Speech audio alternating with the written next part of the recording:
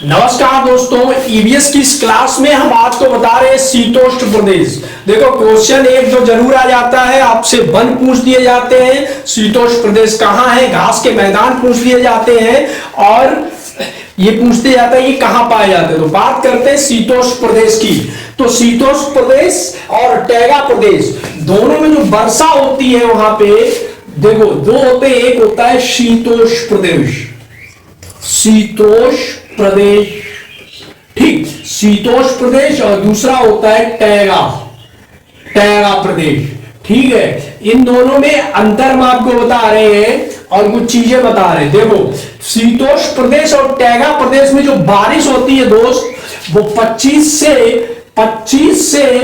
30 तक होती है, सेंटीमीटर तक होती है, ठीक है। और दूसरी बात अगर करें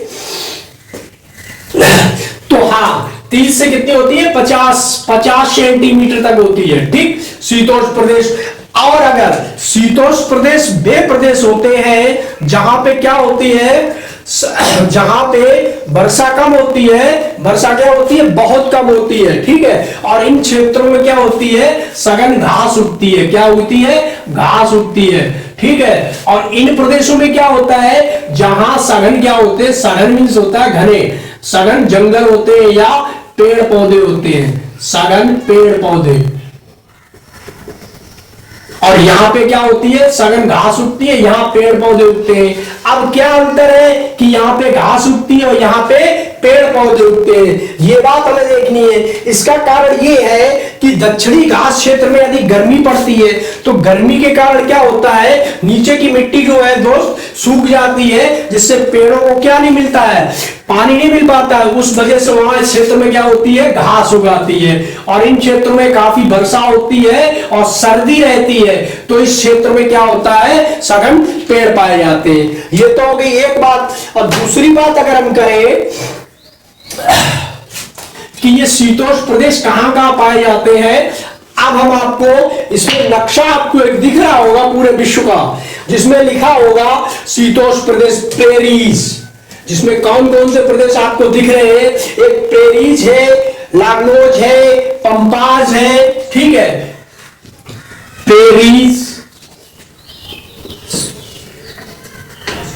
पंपाज, ठीक, पेरिस हो गया, पंपाज हो गई। पेरिस जो है ये हमारी होती है उत्तरी अमेरिका में, उत्तरी अमेरिका में, यहां पे घास के मैदान है पेरिस में, ठीक है।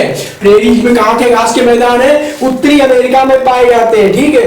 पंपाज हो गया, ठीक। इस तरह से और भी क्षेत्र है जो आपको इसमें दिखे, सवाना डाउन्स जिसमें आते हैं, सवाना डाउन्स, ये सारे क्षेत्र आपके ये वन प्रदेश है और घास के क्षेत्र पाए जाते हैं, ठीक है।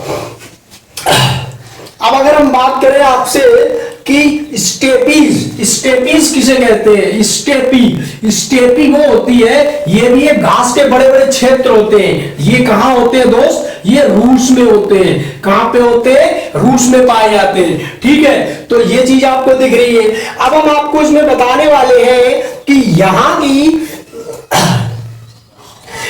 की जलवायु कैसी होती है, जलवायु कैसी होती है, तो उस हिसाब से पेड़ पौधे उगते हैं।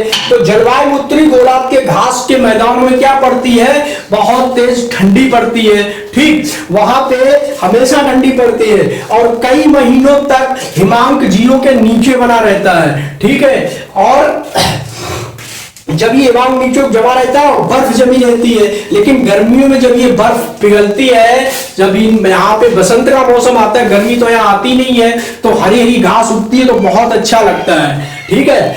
अब बात करें यहाँ पे जो पाए जाते हैं, जंगली घोड़े होते हैं, कुत्ता पाए जाते हैं, ठीक है।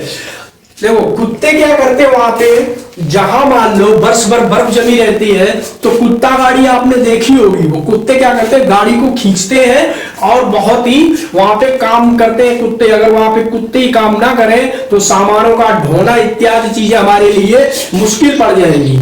आगे हम अगर बात करें यहाँ पे, तो भूमध्य सागरीय प्रदेश ये हो गए, ठीक है। अब अगर रूस के जो सागरीय प्रदेश है वो रसीले फलों के लिए विख्यात है। किसके लिए विख्यात है?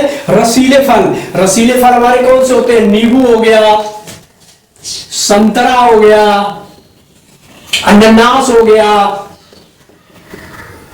ये रसीले फल है, तो इनके लिए रूस में बहुत प्रमुख है, जैसे नींबू, संतरा, अंगूर हो गया, ठीक है, अंगूर, खुबानी, शहतूत, जैतून, अंजीर, ये चीजें आपकी पाई जाती है, ठीक है। और यहां पे ये वनस्पतियां हैं, ग्रीष्म काल में क्या करती हैं, ग्रीष्म काल में देखो दो तरीके से होती है। हम यहाँ पे अभी एक पेड़ को दिखाएंगे आपको स्क्रीन पे, वो आपको दिखाई पड़ रहा होगा कि आधा पेड़ आपको लग रहा है सूखा है, दूसरा हरा भरा है। इसका कारण यही होता है कि जब ग्रीष्म ऋतु में चिलचिलाती धूप चलती है तो ये पेड़ पौधे बाहर से वाष्पोषण करते हैं, ठीक है, तो बाहर से वाष्पोषण करने में क्या होता है, ये सूखने लगते हैं, पत्तियां इनकी कुमड़ा जाती हैं, और जब सर्दियां आती हैं तब तो खूब सारा इनको नमी मिलती रहती है, तो ये पेड़ पौधे हरे भरे हो जाते हैं। हमने आपको यहां तक बता दिया।